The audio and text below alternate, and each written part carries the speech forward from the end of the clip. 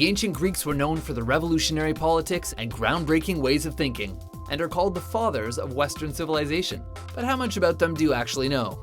Welcome to WatchMojo's Top 5 Facts. In this installment, we're counting down the 5 most fascinating things that you probably didn't know about the ancient Greeks. Spartans!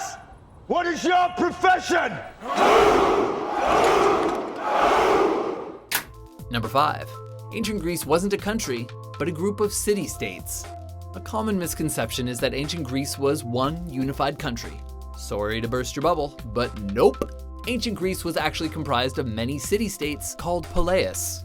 You've heard of places like Athens, Sparta, Corinth, and Thebes? Saddle up, kid. We're going to Thebes! These were all ancient Greek city-states. These poleis were typically small in terms of population and size, and essentially like individual countries that only housed one city each. Because of this, each polis had its own judicial, political, legal, and currency systems, which, like we said, basically made them independent countries. Despite these differences though, the poleis shared some common features, like language and, broadly speaking, religious beliefs, which helped establish a connection and political alliances between the states. Even so, Greece as we know it today did not exist.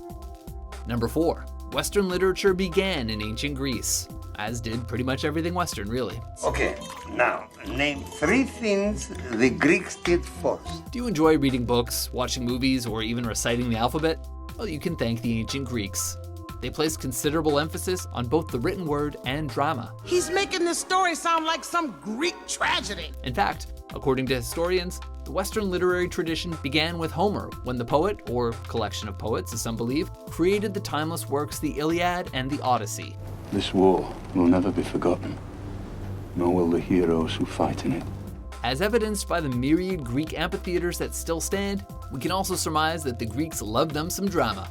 Makes sense. They basically invented the format and produced enduring works of art in both comedy and tragedy. Oh, and the English language itself? What? English, motherfucker, do you speak it? Yep, that pretty much started with the ancient Greeks too. They were the first to introduce vowels to written language, giving rise to the Latin alphabet and the languages that subsequently stemmed from it. Give me a word.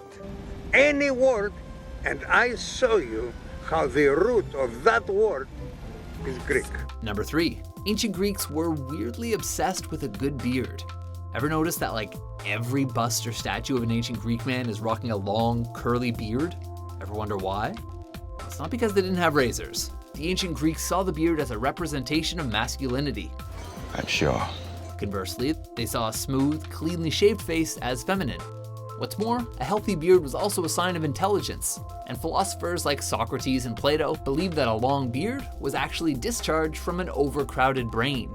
It wasn't until Alexander the Great came along that shaving was encouraged, but even then, it wasn't an aesthetic thing. It was because Macedonian soldiers had been killed in battle after being grabbed by their beards. I don't like his beard. What? Wait. Oh, no. Number 2. Ancient Greece produced some all-time geniuses. You're a goddamn genius. We're assuming that not every citizen of ancient Greece turned out to be a beacon of revolutionary ideas. Truth is, though, the civilization produced many geniuses that helped give rise to modern knowledge. In school, for those of the male persuasion, whose families could afford it anyway, boys were taught the fundamentals of reading and writing, but also studied musical instruments and advanced topics like geometry and astronomy. Aside from philosophers like Plato and Socrates, these schools also produced some other fantastic minds, such as the astronomer, mathematician, and geographer Eratosthenes, who miraculously gave a nearly accurate figure of the Earth's circumference by comparing the length of shadows at different latitudes. So, point being, ancient Greece had its fair share of smarty pants. She's smart enough for a girl. Oh, you think you're smarter than me, huh? Number 1. Ancient Greek democracy was very different from our own.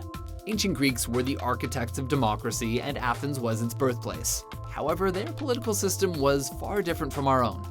Most modern societies practice a representative democracy, where citizens elect officials to make most of the decisions.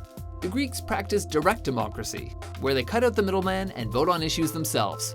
There are reasons this system has rarely been used since ancient Greece. To start, it takes a lot of time to attend debates and votes, so eligible citizens needed free time to focus on politics. There is a lot of stuff in here. There's a lot of interesting things. Athenian citizens had free time because slavery. They had lots of slaves. Also, we said eligible citizens. For them, that only meant males over the age of 18 with an Athenian heritage. That's oddly specific. The vast majority of people in Athens had no say in how the place was run. So while Athens is credited as the birthplace of democracy, and some of its elements are similar to today's political systems, modern democracy is a very different institution, for better or worse. So, which of these facts surprised you the most? And would you want to hop in a time machine and check out the culture for yourself? For more philosophizing top 10s and luscious curly top 5s, be sure to subscribe to WatchMojo.com.